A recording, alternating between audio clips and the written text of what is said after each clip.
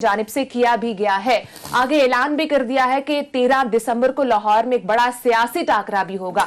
आपको क्या लग रहा है, क्या आगे हुकूमत इसमें कामयाब हो सकेगी कि पीडीएम के जलसे रुकवा सके, क्योंकि अवाम भी इन जलसों में जारी है?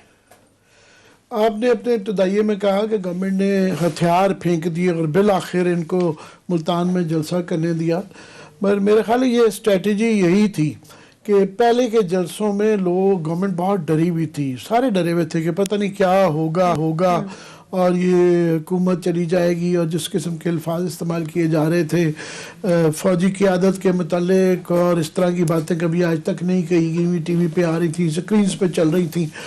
तो अब आहिस्ता आहिस्ता गवर्नमेंट थोड़ी सी जो है अपने आप को अब समझ लेंगे थोड़ी सी बेहतर पोजीशन में महसूस करने लग पड़ी है कि उन्होंने वो जो टिपिकल होता है कि आखिरी वक्त तक जो है ना सस्पेंस रखना, पहले फ्री फॉर ऑल था कि जाओ कर लो जो जलसा करना है, क्योंकि हिम्मत नहीं हो रही थी गवर्नमेंट की कि कोई वायलेंस का जुम्मा हमारे पे ना पड़ जाए।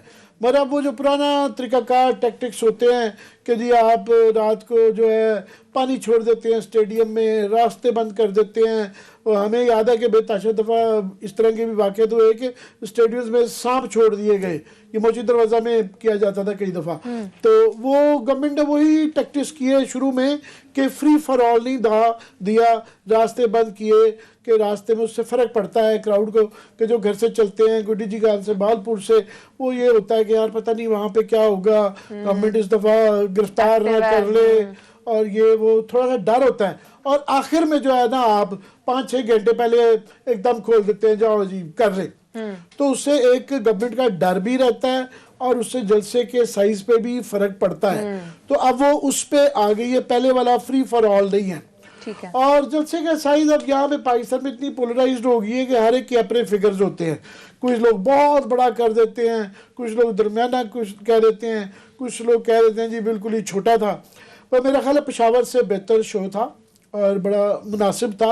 और हम शुरू से कहते हैं कि पाकिस्तान में अब ये जो टेक्निक आ गई है ना, सारे ही जलसे बड़े होते हैं, बड़े जलसा करना मतलब कि 20-30 हज़ार इकट्ठे करना लोगों को इतना मुश्किल काम नहीं रह गया। हाँ ये ज़रूर है, पहले ये कहा जाता था कि जनाब सब अब पाकिस्तान में इमरान खान के अलावा पीटीआई के अलावा कोई और जलसा नहीं कर सकता। ये आपको याद होगा 4-5 साल पहले ये तासुर था बिल्कुल भी, यहाँ तक कि जब नवाज शरीफ साहब को निकाला गया, उनकी अपनी गवर्नमेंट थी, पर उनसे बड़े जलसे नहीं हुए थे। जब उन्होंने कैंपेन शुरू की थी मुझे क्यों निकाला, और जब वो गए थे और जब वो लंदन से भी वापस आए थे तो उस तरह के लोग नहीं निकले थे साथ।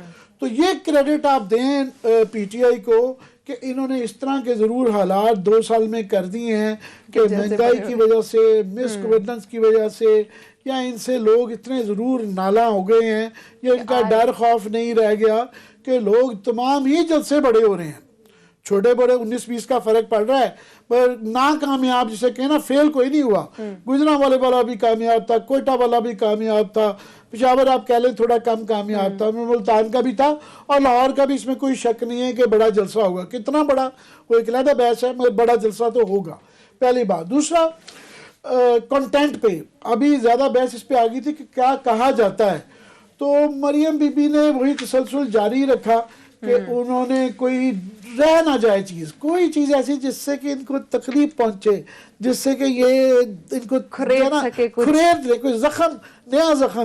तो इसमें वो सिलेक्टर्स से वो 2 सिलेक्टर्स पे आ गई कि 2 सिलेक्टर्स जो है ना बीच में डिवीजन कराई जाए ना, अच्छे बुरे की आदत में डाल दे, एक बीच में एक जिसे कहते हैं दुरफिंतनी छोड़ देना कि 2 सिलेक्टर्स। अब सोचते रहे कि कौन से 2 सिलेक्टर्स हैं।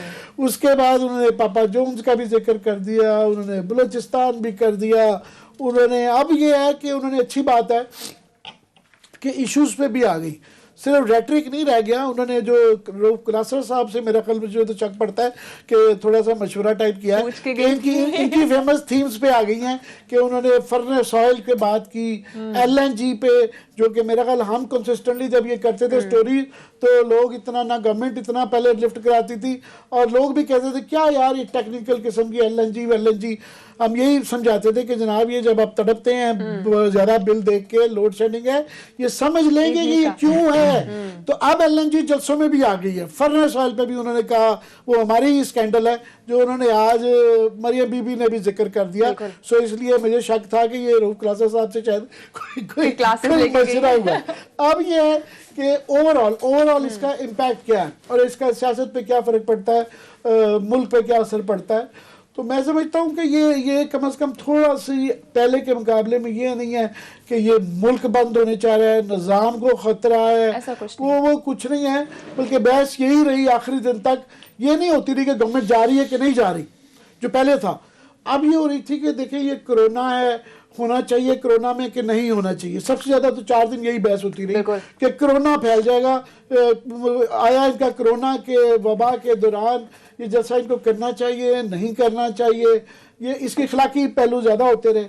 پھر دوسرا چھوٹا تھا کہ تھوڑا سا فیکٹر, تھوڑی سی کمزوری یہ بھی آ گئی کہ بلاول بھٹو اپنی بیماری کی وجہ سے کرونا کی وجہ سے وہ نہیں آ سکے. چلو اچھا آسا بھی آ گئی, ان کی بھی انٹری ہو گئی ایک جو ہے.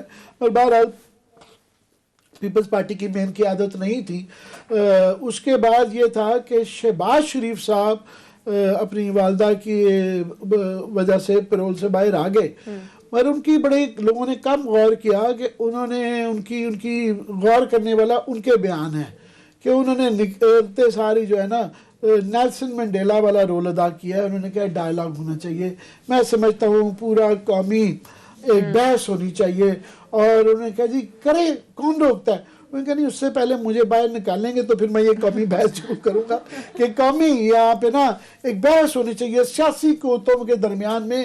سو لہٰذا انہوں نے وہ جو دوسری اسٹک جو تھی نا وہ لہرا رہی ہیں مریم بی بی, تو انہوں نے کیرٹ پیش کی کہ جناب یہ میں دیکھیں میں ایسی قربانی نہیں جیل میں دے رہا, اپنی مرضی سے میں نے اپنی بیل کینسل کروائی ہے. 2 ماہ سے دیکھیں میں جیل میں ہوں اور مجھے وہ کہتے ہیں جی دیکھیں زمین پہ کھانا دیتے ہیں اور مجھے اچھی والی گاڑی بھی نہیں دے رہے, میں یہ بری سی گاڑی میں بھی آ رہا ہوں.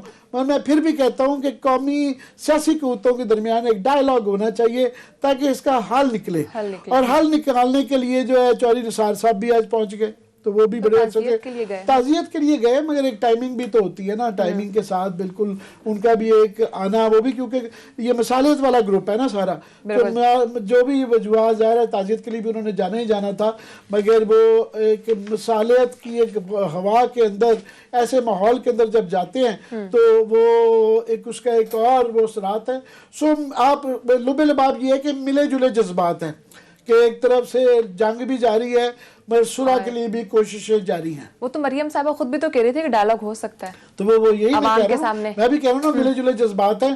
باقی کلاس صاحب مسکرا رہے ہیں, ان سے پوچھیں کلاس صاحب کیا آپ نے مشورے دیے ہیں آج کی مریم کی تقریر تھی اس میں. مجھے نا ایک واقعہ یاد آ گیا, عامر صاحب نے جب میرا کہا نا کہ ہو سکتا ہے مریم نواز صاحبہ نے کچھ ان سے ٹپس لی ہوں, یہ میرے ساتھ تو کبھی وہ رابطے میں